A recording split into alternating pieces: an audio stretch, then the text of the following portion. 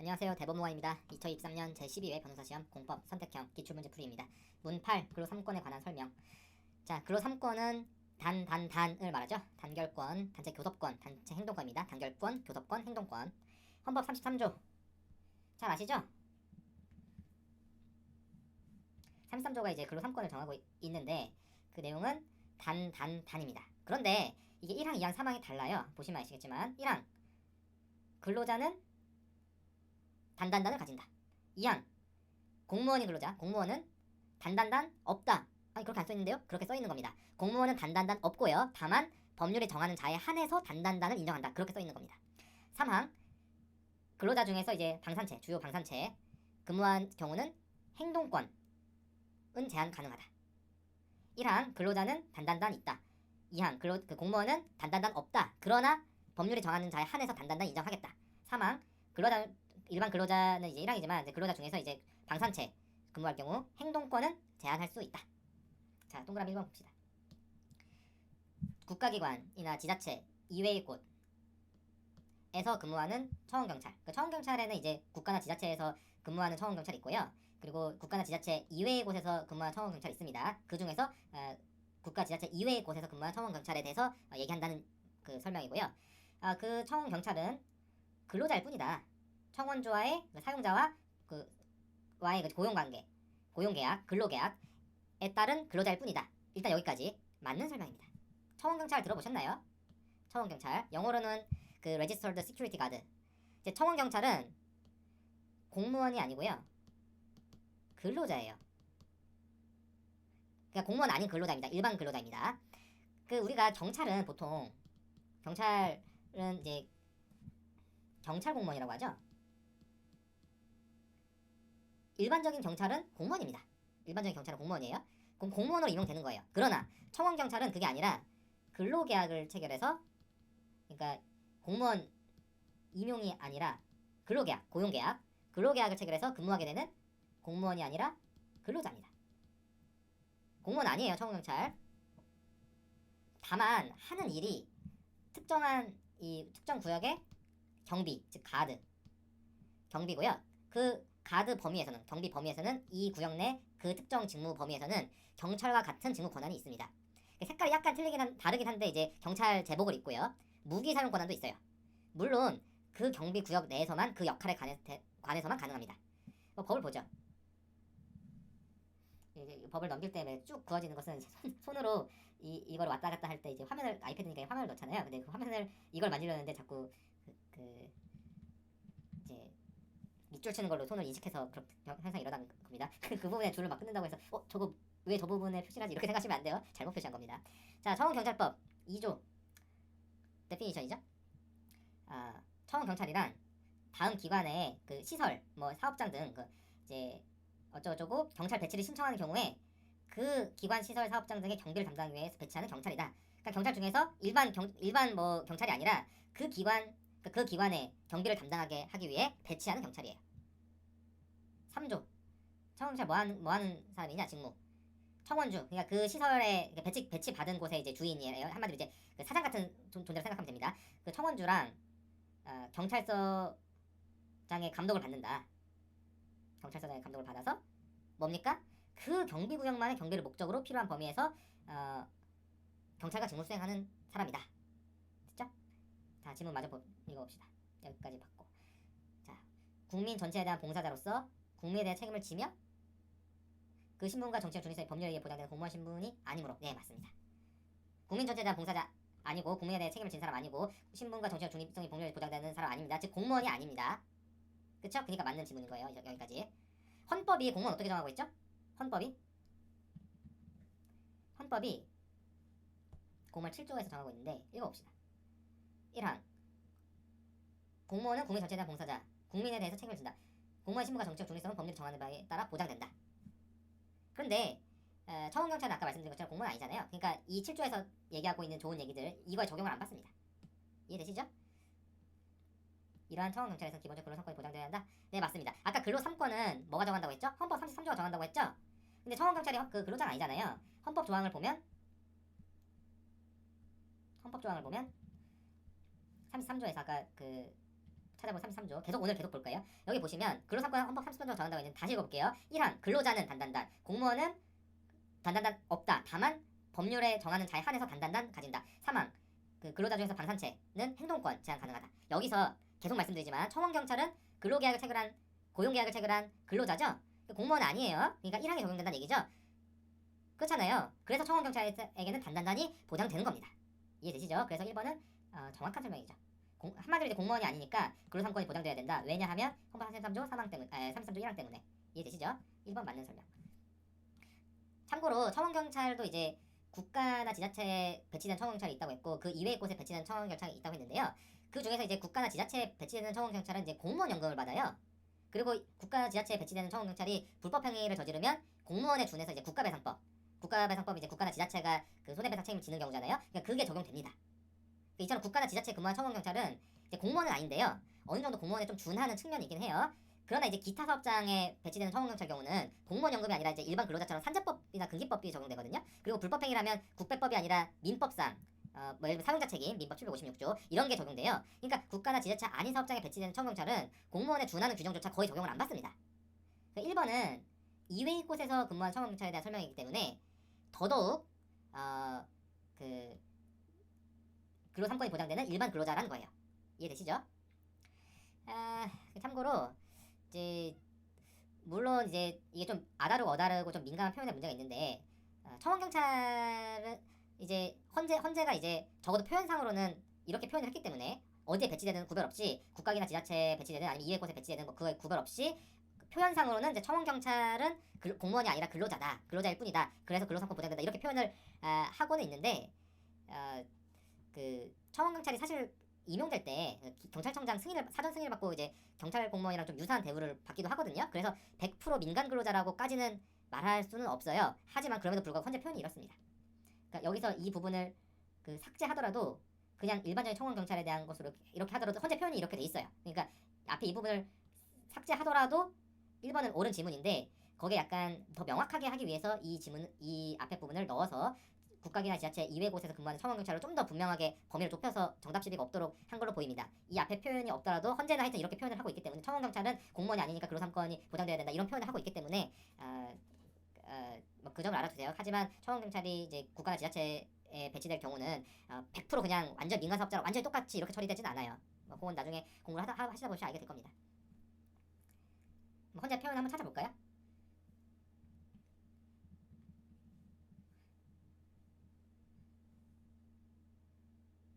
네, 이거 보시면 결정문지 가. 청원경찰은 일반 근로자일 뿐 공무원이 아니므로 근로상권 보장된다 이렇게 써있죠? 이 사건은 이제 청원경찰의 노동운동을 금지한 조항이 있었거든요. 그 조항에 대해서 헌법 불합치 결정을 한 사례입니다. 이제 청원경찰은 공무원이 아닌 근로자이기 때문에 근로상권이 보장되는데 노동운동을 일률적으로 금지하고 있어서 근로상권을 침해한다는 취지입니다.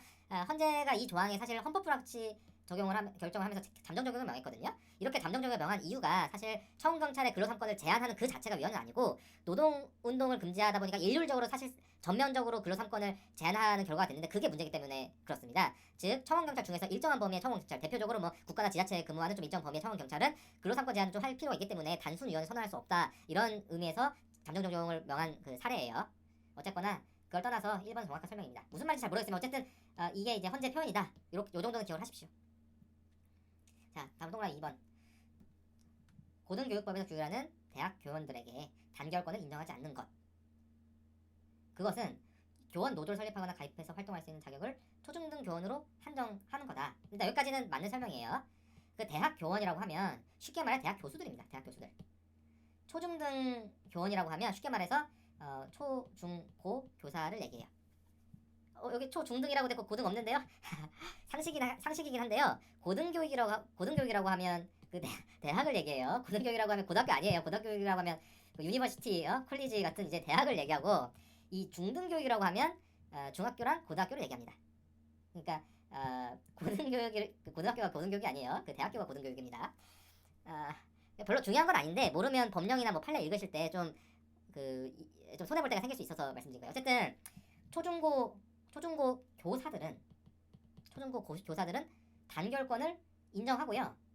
그리고 대학 교수들은 단결권을 인정하지 그동안 이제 그 단결권 인정 안 했습니다. 이 질문 이어보겠습니다. 한정함으로써 교육공무원 아닌 대학 교원에 대해서는 단결권조차 부정한 것으로. 자, 여기까지 끊어서 자, 맞는 설명입니다. 이게 무슨 말이냐면 왜 교육공무원이란 말이 나오지? 자, 교수는 크게 두 종류로 나눠요. 교수는 대학 교수들 얘기해요. 대학 교수들 크게 두 종류입니다. 국공립대 교수랑 사립대 교수죠. 국공립대는 이제 국립대랑 공립대를 통틀어 말하는 건데, 이제 4년제 대학으로는 대표적으로 우리가 잘 아는 서울대, 서울 내셔널 유니버시티, 그리고 부산대, 부산 내셔널 유니버시티 같은 데가 이제 국립대고요. 잘 아시죠? 국립서울대학교, 국립부산대학교라고 하잖아요, 정식 명칭이. 그리고 이제 공립대로는 이제 4년제로는 이제 서울시립대, 그 시립대라고 하죠, 시립대.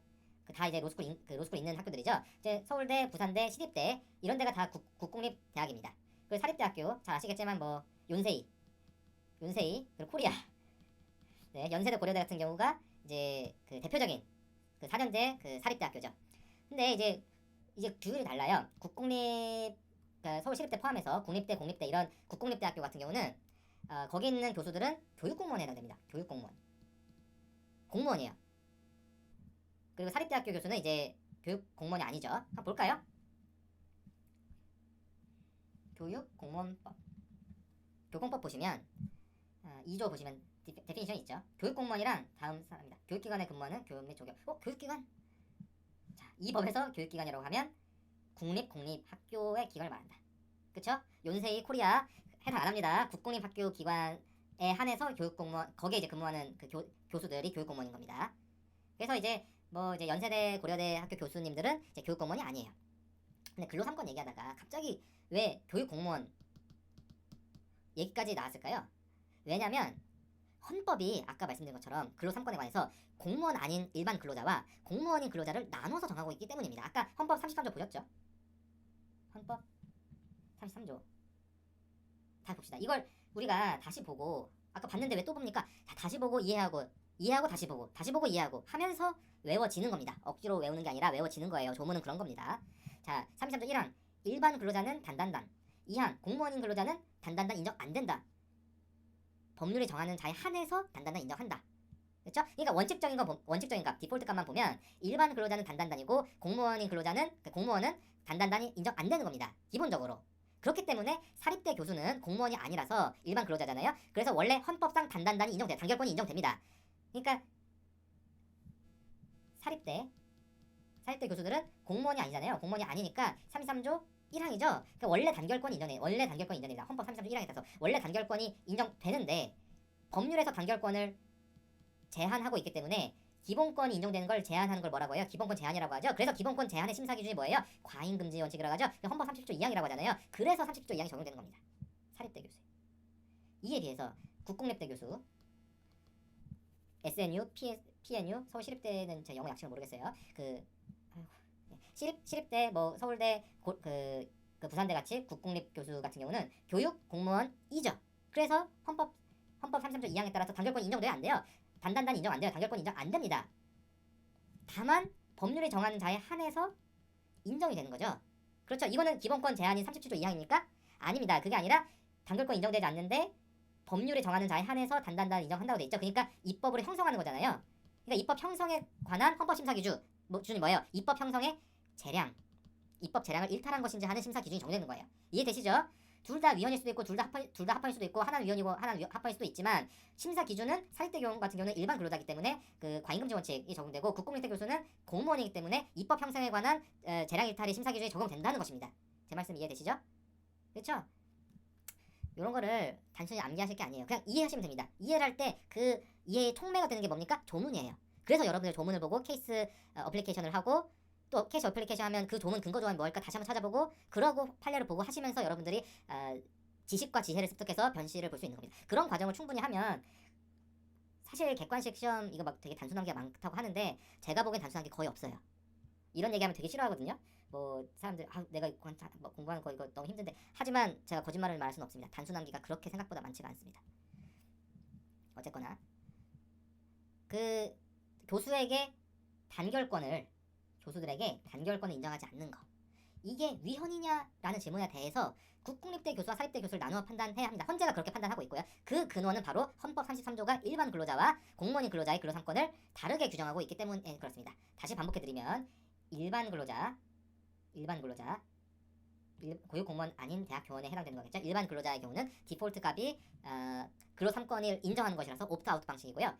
공무원인 교육 공무원인 근로자의 경우는 디폴트 값이 근로 3권 불인정이라서 옵트인 방식입니다.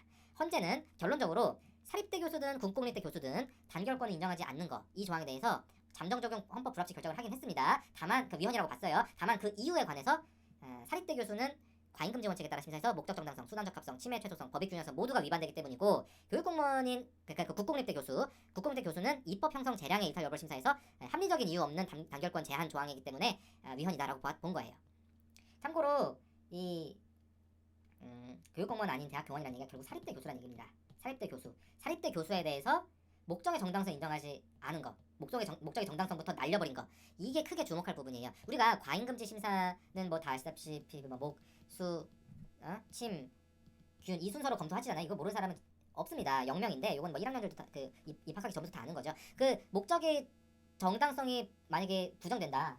그러면 수단 적합성, 침해 최소성, 법익 균형성 모두 부정되고요. 수단의 적합성이 부정되는 경우는 침해 최소성, 법익 균형성 모두 부정되고요. 침해 최소성이 부정되는 경우 법익 균형성까지 부정되는 관계. 이건 다시죠? 이게 부인되면 이 뒤에 있는 거 다 날아간 겁니다. 이게 부인되면 이 뒤에 있는 게 다 날아가고 이게 부인되면 이 뒤에 있는 게 다 날아갑니다. 앞에서 일선에서 뚫려버리면 이게 다 뚫려버리는 그런 거예요. 이게 차곡차곡 이게 뭐 다 아시죠? 그 거꾸로 목적의 정당성이 인정됐다고 해서 수단의 적합성이 반드시 인정되는 그런 건 아니지만, 목적의 정당성이 부인돼 버리면 반드시 수단의 적합성 이하가 다 부인됩니다. 그러니까 위헌이란 얘기죠. 그러니까 목적의 정당성부터 부정되는 법이란 거는 정말 법을 잘못 만들었다고 할 수 있는데요. 그 조항을 만든 목적 자체가 잘못되었다는 거잖아요. 그 대부분은 우리가 현실 세계에 살면 거의 대부분은 실제로는 어떤 법조항을 만드는 게 취지나 목적은 좋아.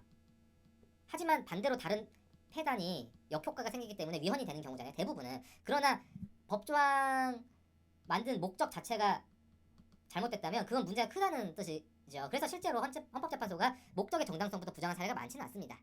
그 대표적으로 이제 목적 정당성부터 부정한 사례로 우리가 잘 아는 그 혼인빙자 간음죄, 남을 속여서 기망해서 성교를 하는 것을 이제 처벌하는 게 있었는데, 이제 혼빈간죄죠. 옛날에 처벌 규정이 있었어요. 그러니까 우리가 남을 속여가지고 돈을 받는 걸 뭐라고 합니까? 사기죄라고 하죠. 그쵸?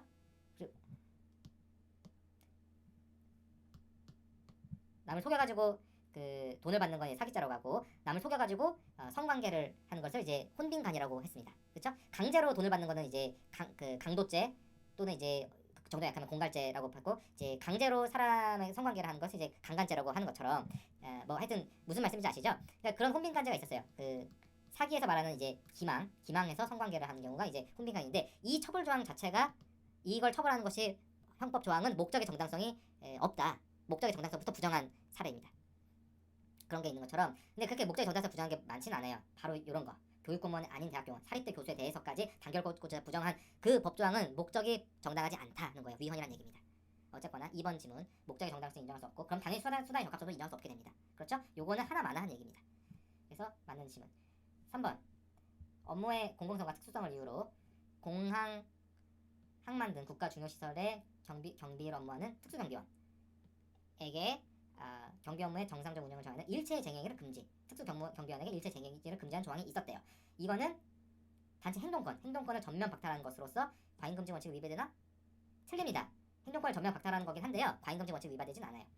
이게 좀 재밌는 그 사건인데, 일단 특수경비원이 뭐냐면 쉽게 말해서 공항, 항만, 공항 같은 데서 공항에서 경비 역할을 하는 사람입니다. 뭐 도난 방지, 화재 진압 뭐 이런 역할을 하는 사람인데요. 이제 경비업법 적용을 받아요. 아까 말씀드린 청원경찰이랑 좀 비슷하면서도 좀 다른데요. 그 공통점은 먼저 청원경찰이든 특수경비원이든 간에, 경비원이든 청원경찰이든 간에 모두 공무원은 아니고요. 근로자 지위에 있는 건 공통입니다. 다만 청원경찰 경우는 이제 공무원은 아니지만 임용될 때도 아까 말씀드린 것처럼 임용될 때 경찰청 사전 승인을 받고 경찰 공무원과 비슷한 대우를 받는 부분이 있어요. 이에 비해서 이제 특수경비원은 순수한 사기업 소속 직원입니다. 영어로 이제 청원경찰은 이제 그 Registered Security Guard라고 한다면 그 경비원은 Security Guard거든요. 그러니까 특수경비원은 이제 순수한 이제 사기업 다니는 사람입니다. 네? 그래서 특수경비원 경우는 그럼 근로 3권이 어떻게 되나, 이게 문제인데요. 일단 청원경찰과 마찬가지로 공무원이 아닙니다. 공무원이 아니라 일반 근로자이기 때문에 그러면 뭐예요? 원칙적으로 근로3권 단단단 인정이 됩니다. 왜? 헌법 33조 1항 때문에. 다시 한번 보겠습니다. 헌법 33조. 근로자는 단단단 갖는다. 그쵸? 공무원 근로자는 단단단 안 가진다. 원칙이 그렇다는 거예요. 혹시 그런 사망 아닌가요? 주요 방산체 근무자인가? 방산체 근무자 아닙니다. 사망에 있는 방산체는 예를 들어 탱크, 전투기, 레이더, 뭐 폭탄, 미사일 이런 거 만드는 업체의 근로자들이에요. 그러니까 탱크, 폭탄, 뭐 미사일 만드는 사람들이 데모하면 어떻게 되겠습니까? 그래서 33조 3항에서 이 탱크 만드는데 근로자들 이 사람들 데모하면 탱크 몰고 나올 거 아니에요. 그 어떻게 됩니까? 안 되죠. 그래서 방산체 근로자의 단체 행동권을 제한하는 겁니다. 특수경비원 아까 말씀드린 공항에서 이제 공항에서 경비 업무를 하는 특수경비원 스페셜 시큐리티 가드 이 사람들은 공항 같은 곳에 근무하는 경비원이지 방산체 종사자가 아니죠. 결국 특수경비원은 33조 1항에 따라서 단단단이 인정되는 근로자에 해당합니다. 원칙적으로 헌법 33조에 따라서. 그럼 여기서 질문. 그럼 헌법 33조 1항에 따라서 단단단이 인정되는 근로자라면 이들에 대해서는 근로3권 제한할 수가 없는가? 아닙니다. 전가의 보도가 있죠? 전가의 보도 뭐가 있습니까? 우리는 전가의 보도가 있습니다. 37조 2항 기본권에 관한 일반적 법률 유보죠. 제너럴한 법률 유보입니다. 모든 기본권에 공통적으로 적용할 수 있는 일반적 법률 유보입니다. 법률로서 기본권을 제한할 수 있죠. 그러니까 요지는 뭐냐면 특수경비원도 일반 근로자이기 때문에 일반 근로자예요. 33조 1항에 따라서 단단단이 인정이 되지만 일반적 법률 유보에 따라서 헌법 30조 2항에 따라 단단단을 제한하는 게 가능합니다. 그리고 바로 이 30조 2항의 근거에서 경비업법에서 공항이나 항만 등 이제 국가 중요시설의 경비 업무를 담당하는 특수경비원에 대해서는 단체 행동을 금지하고 있어요. 쟁행이 금지하고 있습니다. 그러니까 공항, 항만 이런 데서 이제 경비업 하고 있으면 일종의 이제 장구 같은 것도 다 들고 있을 텐데 그 사람들이 쟁행하면 어떻게 됩니까? 이제 공항 같은 데서 아주 위험할 수 있죠. 그래가지고 이 사람들은 33조 1항의 일반 근로자임에도 불구하고 쟁행위를 금지해놨어요. 쟁행 못합니다. 이 사람들 일체 쟁행을 금지해놨어요. 현재 금지돼 있습니다. 그게 이제 합헌이라는 거예요. 과잉금지 원칙에 따라야 되는 건 물론인데 헌법재판소는 이제 국가 안보를 위해서 국가 중요시설이잖아요. 국가 안보를 위해서 어쩔 수 없다. 목적의 정당성, 수단의 적합성, 침해 최소성, 법익 균형성 모두 인정된다 해서 합헌으로 보았습니다. 그렇죠? 그러니까 이 앞까지는 맞는데 위반된다 틀린 거죠? 위배 안 됩니다. 합헌입니다. 3번이 틀린 지문입니다. 다음 4번.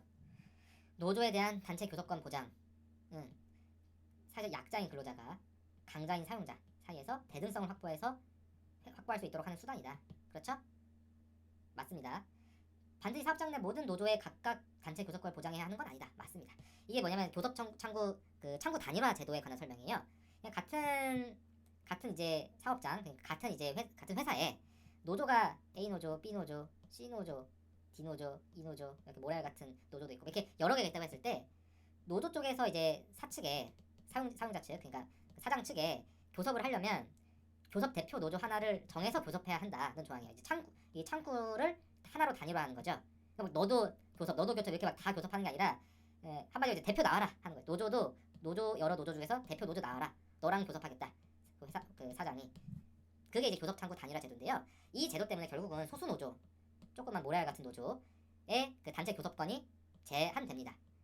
그 제한하는 것이 소수 노조의 단체 교섭권을 이제 침해하는지가 문제인데요. 역시 과잉금지 원칙에 따라 심사를 하게 됩니다. 헌법재판소는 합헌으로 보았고요. 헌재가 이제 합헌으로 보면서 과잉금지 원칙에 따른 심사, 특히 최소 침해성 여부를 검토할 때 한 논증이 바로 이 부분이에요. 노조의 단체 교섭권 보장이라는 것 자체가 원래 사측 상대로 근로자가 원래는 살 약자지만 사측 상대로 대등한 교섭력을 확보해 주려는 게 그 단체 교섭권 보장의 그 취지다. 그러니까 이제 소수 노조까지 포함한 모든 노조 각각이 단체 교섭을 하도록 보장하는 게 아니다. 소수 노조는 비록 직접 사측이랑 교섭을 할 수는 없지만 노조들 중에서 대표 노조를 뽑는 절차에 참여할 수 있거든요. 소수 노조라도 그러니까 그 가장 큰 노조일 수도 있지만 그냥 우리가 합의하기 따라서 그 노조원이 좀 적지만 교섭력은 만빵인 이런 노조가 있을 수 있잖아요. 그럼 우리가 약간 미주적으로 해서 여기 이쪽에 교섭력 만빵인데 몰아주네 놓겠다 하면 에브리바디 오케이 하면 얘가 나가가지고 그 창구 단위로 해가지고 교섭을 할 수 있습니다. 그러니까 이렇게 내부적으로 우리 누구 보낼지 교섭 대표 노조를 누구로 할지 정하는 절차에는 소수 노조라도 참여할 수 있잖아요. 그렇기 때문에 소수 노조의 기본권 침해의 최소성 원칙을 준수했다라는 것이 바로 판례 태도입니다. 4번 정확한 설명입니다. 다음 동그라미 5번. 단결권에는 근로자 단체가 그 단체의 집단적 단결권도 포함되므로 자 여기까지 맞습니다. 단결권은 원래 두 가지가 있어요. 두 종류로 나뉩니다. 개인적 단결권과 집단적 단결권 이렇게 구별해요. 개인적 단결권은 우리가 쉽게 생각할 수 있는 겁니다. 근로자가 단결체, 그 단체를 만들 권리, 즉 개인적 단결권은 근로자의 권리고요. 집단적 단결권은 뭐냐면 거꾸로 노조가 그 근로자 그 개별 근로자를 상대로 이제 강제로 노조에 들어오라고 할 권리, 즉 노조의 권리입니다. 집단적 단결권은 노조의 권리예요. 그 집단적 단결권을 다른 말로 AKA 조직 강제권이라고 부릅니다. 조직 강제권이 그 집단적 단결권이에요. 그러니까 물론 용례에 따라서 집단적 단결권을 다른 의미로 쓰는 사람도 있는데요. 그 헌법재판소가 쓰는 용례로는 집단적 단결권의 다른 말은 이제 조직 강제권입니다. 노조의 권리예요. 근로자의 권리가 아니라. 예를 들어서 대표적인 집단적 단결권 뭐가 있을까요? 여러분들 들어보셨을 수도 있는데 그 사업장에서 그 단체 협약, 단협이라고 하죠. 단체 협약을 내용 중에 근로자를 고용할 때는 반드시 노조 조합원이 될 것을 고용 조건으로 한다. 나는 절대로 노조에 가입하지 않겠다라고 하는 사람은 뽑지도 말아라. 근로자로 뽑지도 말아라.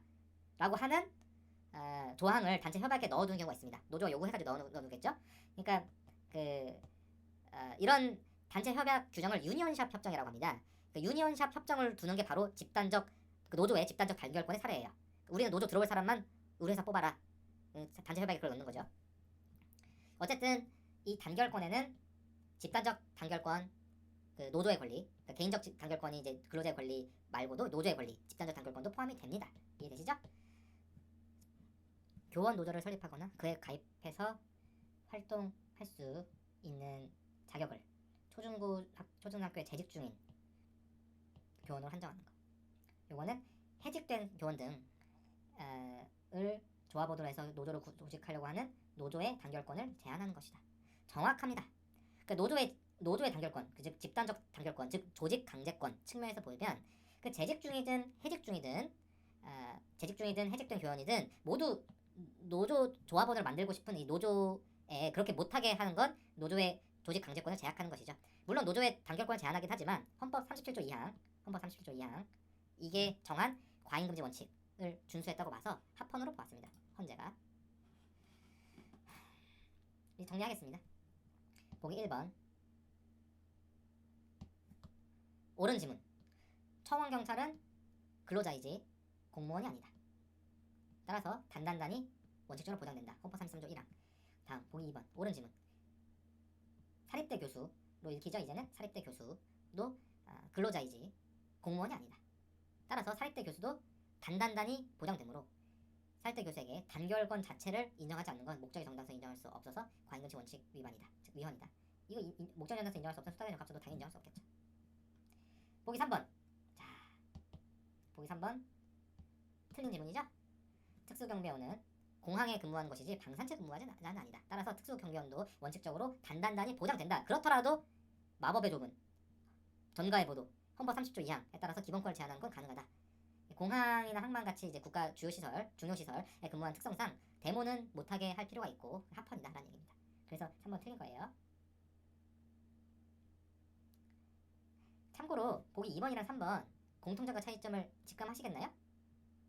보기 2번 같은 경우 이제 사립대 교수 단결권을 인정하지 않은 이상 위헌이고, 보기 3번 특수경비원 단체 행동권을 인정하지 않더라도 합헌이라는 얘기거든요. 위헌이고 이건 합헌인데, 단결권 같은 경우는 단결권을 인정 안 하게 되면 사실상 교섭권과 단체 행동권 모두 무의미하게 되거든요. 단결권 자체가 인정이 안 되니까 이게 단결권이 완전히 이제 출발이 되는 건데, 단결권이 인정 안 되면 행동권 물론 그러니까 교섭권 행동권이 무의미하게 되죠. 결과적으로 사실상 단결권을 부인을 하게 되면 사실상 근로상권 모두를 인정 안 하게 되는 결과라서, 그래서 과잉금지 원칙에 위반되게 됩니다. 반면 행동권만 제한할 경우는 그 단결권과 교섭권은 여전히 살아있을 수 있기 때문에 과잉금지 원칙 위반이 아닐 수도 있거든요. 그래서 2번과 3번이 결론이 달라지게 되는 거예요. 그렇죠? 자, 4번 맞는 지문. 교섭창구 단일화죠? 교섭창구 단일화 합헌이다. 사업장 내 모든 노조들에게 각각 다 교섭권을 보장할 필요는 없고 대표 노조 하나 정해서 사측이랑 교섭시키는 게 오히려 대등성을 확보하는 면에서 좋다. 합헌이다 라는 얘기죠. 자, 보기 5번 맞는 지문이죠? 노조의 단결권, 집단적 단결권. 노조의 단결권, 즉 집단적 단결권, aka 조직 강제권도 인정이 된다. 해직자가 조합원이 될 수 없다고 하면 해직자까지 조합원을 두고 싶은 노조의 조직 강제권을 제한하게 된다. 다만 합헌이다. 자, 이상으로 공법 8번 해설 마칩니다. 다음은 형사법 8번 해설하겠습니다.